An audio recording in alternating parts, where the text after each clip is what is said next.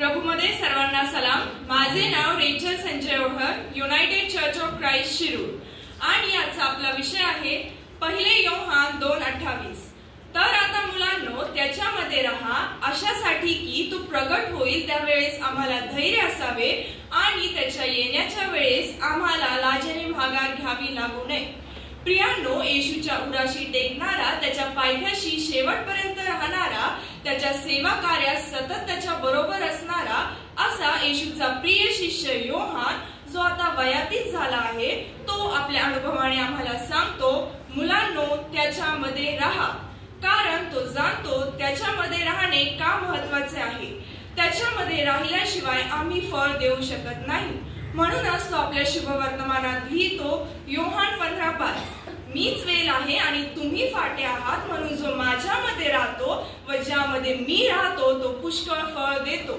माझ्यापासून वेगळे केल्यास तुम्हाला काहीच करता येत नाही। या भूतलावर मानवी जीवन जगत असताना त्याच्यामध्ये राहिलो तरच आपण आपल्या पापांवर विजय मिळवू शकतो। प्रियांनो, त्याचे पहिले येणे हे आनंद, शांती व तारण देणारे होते, पण त्याचे दुसरे येणे मात्र न्यायासाठी असणार आहे। म्हणूनच तर गीतकार आपल्या गीतात म्हणतात, आता बाळ नाही येणार, आता न्यायाधीश येणार, राजांचा राजा तो, प्रभूंचा प्रभू तो, न्याय जगाचा करणार। प्रियांनो, रोम 14:6 वचन सांगते, आपल्या सर्वांना त्याच्या न्यायासनासमोर उभे राहायचे आहे। त्याच्या न्यायासनासमोर उभे राहणे कोणालाही चुकणार नाही। मेलेले देखील उठविले जातील, म्हणून आमचा न्याय हा होणारच। तेव्हा आम्हाला लाजेने माघार घ्यावी लागू नये। प्रियांनो, आपण लाजेने माघार केव्हा घेतो? जेव्हा आम्हाला कळते आम्ही अशक्त आहोत, अपात्र आहोत, दुबळे आहोत, किंवा समोरच्याच्या पसंतीस न पडणारे कृत्य आमच्या हातून घडते, तेव्हा आम्ही लाजेने माघार घेतो। आजचे वचन आम्हाला शिकवते, तो प्रगट होईल तेव्हा आम्हाला धैर्य असावे। हे धैर्य आम्हाला कोठून प्राप्त होईल? तर त्याला लाज आणणारी कृत्य सोडून संतुष्ट करणारी कृत्य करा, म्हणजेच मिखा 6:8, हे मनुष्या बरे ते काय ते त्याने तुला दाखविले आहे, नीतीने वागणे, आवडीने दया करणे व देवासमागमे राहून नम्रपणाने चालणे। प्रियांनो, तो येईल तेव्हा शेरडे व मेंढरे वेगवेगळे करेल। म्हणजेच आम्हाला जर उजवीकडे असायचे असेल तर काय आज आम्ही आवडीने दया करीतो काय?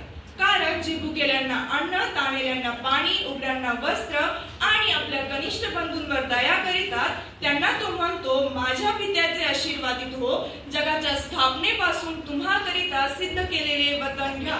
म्हणजेच आवडीने दया करणारे माघारी नाही तर पुढे जातील। वचन सांगते, प्रगटीकरण 1:7, पृथ्वीवरील सर्व वंश ऊर बढून घेतील। खुद्द देवाने हे भाकीत केले आहे। जो योहान आजच्या वचनाचे शिक्षण देतो तोच प्रगटीकरणात लिहितो, प्रगटीकरण 6:15, पृथ्वीवरील राजे, मोठे अधिकारी, श्रीमंत व बलवान लोक, सर्व दास व सर्व माणसे खडकात व डोंगरात लपतील व त्यांना म्हणतील, आम्हावर पडा व कोकराच्या क्रोधापासून आम्हाला लपवा।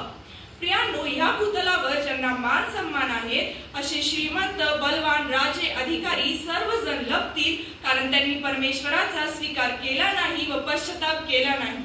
त्याला सामोरे जात असताना अशी दुर्दैवी प्रार्थना करण्याची, माघार घेण्याची, लपण्याची वेळ येऊ नये, म्हणून आजच तयारी करा।